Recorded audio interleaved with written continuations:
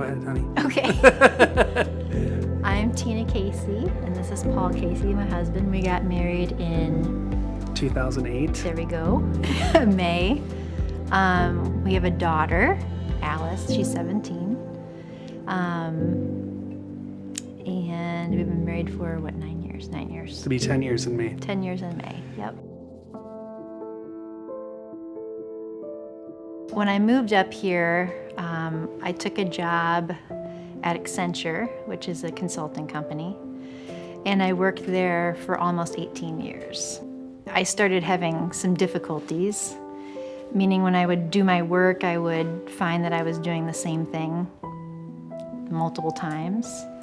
So that's when I decided to just totally leave and try something completely different. So I took a job where Paul works, and basically I couldn't do anything. I couldn't learn anything, and I just felt ridiculous. I mean, I never struggled that much in my life. I mean, I graduated magna cum laude from college, got straight A's all through high school, always did really well, top performer at work, and then I couldn't even, manage anything. So we did some early doctoring, and there was just nothing that came from that. Everything looked normal, she looked healthy, everything looked absolutely what you'd expect it to look like. And then once she started working at where I worked, one day she called me and she's like, I've absolutely forgotten yesterday. I've forgotten everything about yesterday. I don't know what I even did, if I was at work or not. Or what day it was. And so at that point was when we didn't know what to do because everything had come up normal on every other medical visit we'd have. And so we went to the emergency room.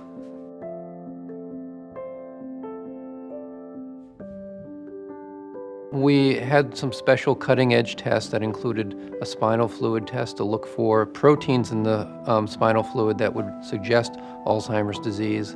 In addition, we did a special MRI that would look at volumes of memory structures in her brain.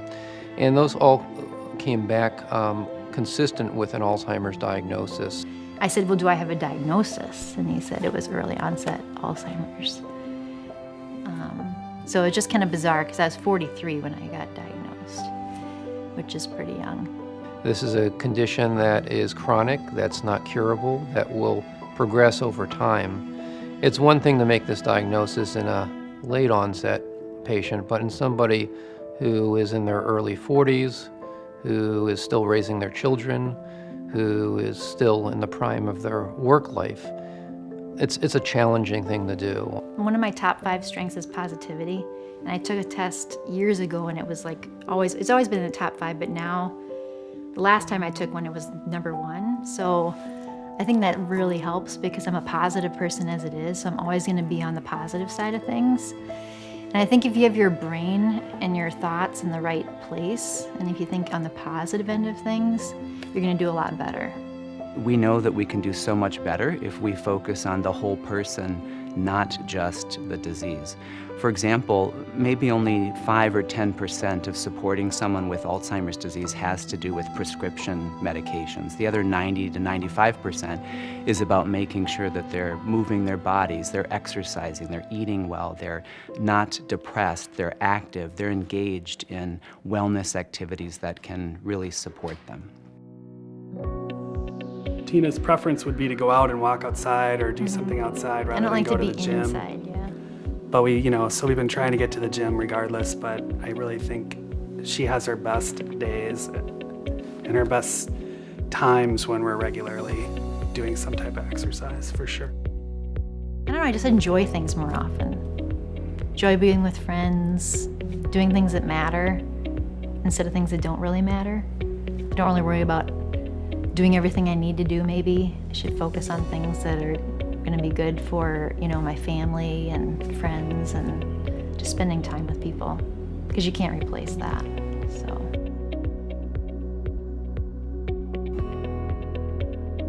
Today, we have a very clear vision of what helps people. We're up on the latest research. We have this idea of total health and wellness. What we're able to offer people today are guides, but oftentimes they have to receive these programs, yoga, mindfulness, exercise, social programs, out in the community. They're still left to do a lot of that work and research on their own. And we're really fortunate because the community has already helped to support the construction of this brand new building, which has brought all of these specialists together in one place.